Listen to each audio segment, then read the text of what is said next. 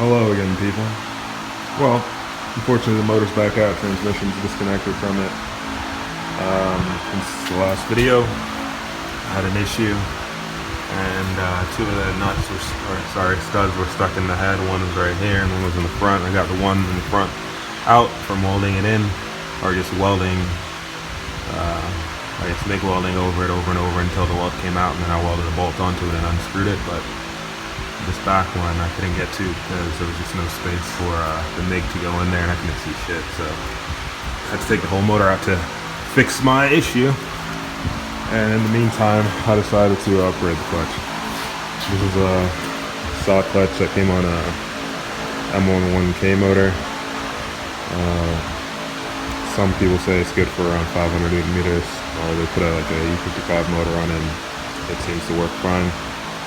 And this one is one from Kangaroo Racing. I believe it's a 260 millimeter clutch. I'll actually put my phone down and show you the difference between the two. But it also is a single mass flywheel instead of a dual mass like that. I actually should weigh them too. I think I have a scale. I'll see the difference in weight and put that up. So the Kangaroo Racing 260 millimeter clutch kit. Here, I'll show you the parts it comes with. It comes with basically a pressure plate, clutch, a flywheel, which I think is just like a flywheel from like a 102. I think the front number's on it, or the machine down. You're gonna have to have your own backing to bolts to your flex disc. And this is the hardware it comes with. These are attached to flywheel. This is attached to ring gear. It does not come with any pressure plate bolts. So these are the bolts I'm using from stock M11K flywheel and clutch combination. So, lifting this off. This is the clutch. You can see the difference in size as opposed to the stock one. It's I'd say significantly larger. In there. Yeah. This is the machine flywheel, I believe. I think it's got a part number on the back. There we go. And also this thing. And pilot bearing. I believe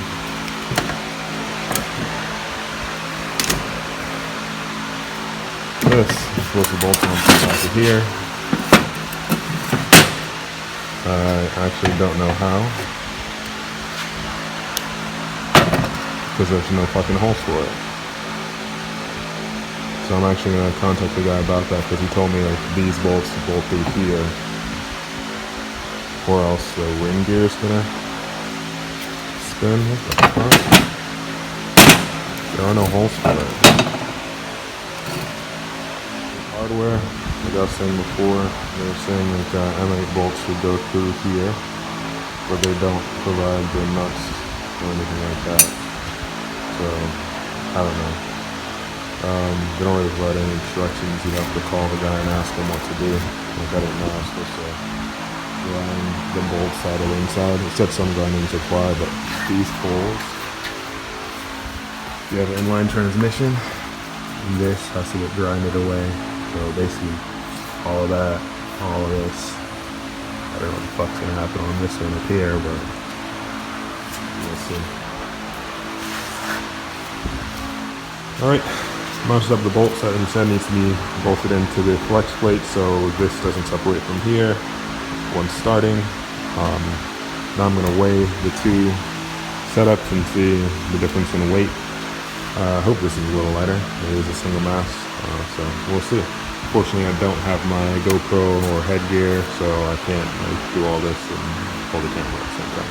So it was, say, 180, and then with this I was 217, and this I was 224. So I mean, this is like 37 pounds total combination, and this is 44. So 45. So, what's that, 5 pound difference between them, or 6? But 7 pounds difference. That's not bad. So this is lighter, and time to install it.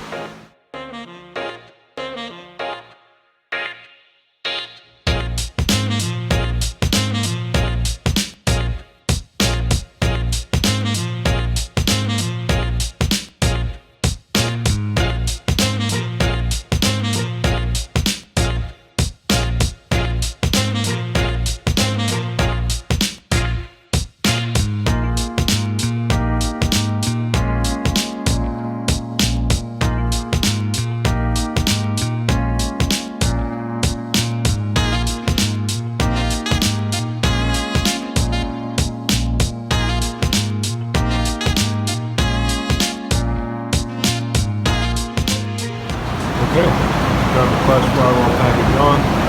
We're going to torque down. That's time to grind this thing out. I'm going to look at it on top of that wall. We're going to do that.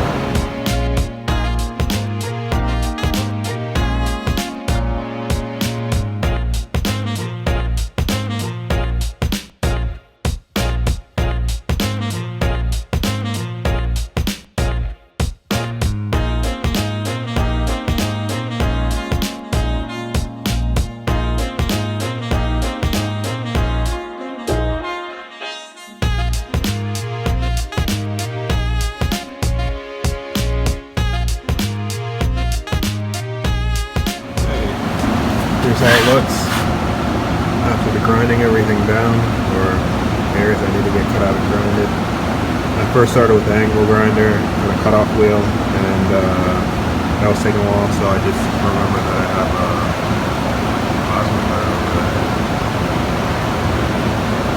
So I used that instead, and then just ground down all these areas too. So trying to put this back on now, and wish me luck. Okay. Well, put the trans back onto the engine, and there's still a little grinding I have to do. I think it was right there. Grind that down a little, it's rubbing, and I should be good to go. I did just finish doing this. This is stud that was broken off, so I just kept welding in and then welded a bolt onto it, and I think I got it out now, so that's a plus. Next thing on the list before this thing goes back in, we got to tighten up these, both the front and here, and then fix that. That's a pin that holds, I guess, the adjuster or spring for the belt tensioner, and also the inside there's like a little plastic thing that this pin actually goes all the way through, that I guess you could call it a timing chain guide. But yeah, that's where I'm at. Alright, there we go. One broken off stud out. So, actually really excited about that. Put the turbo manifold on, turbo, and also I have to run the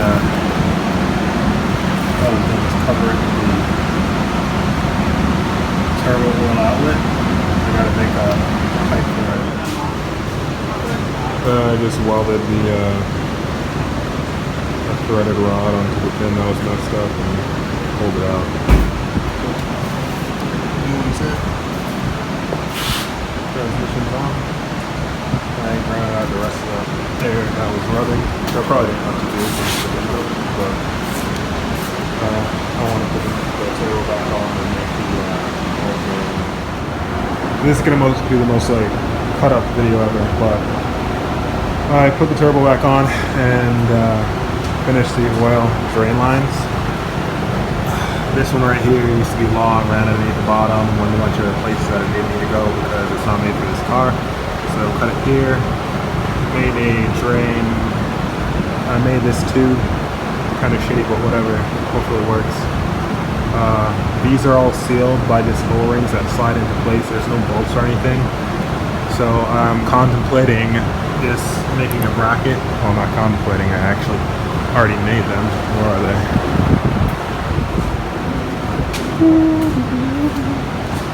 Here they are. So I was gonna get these,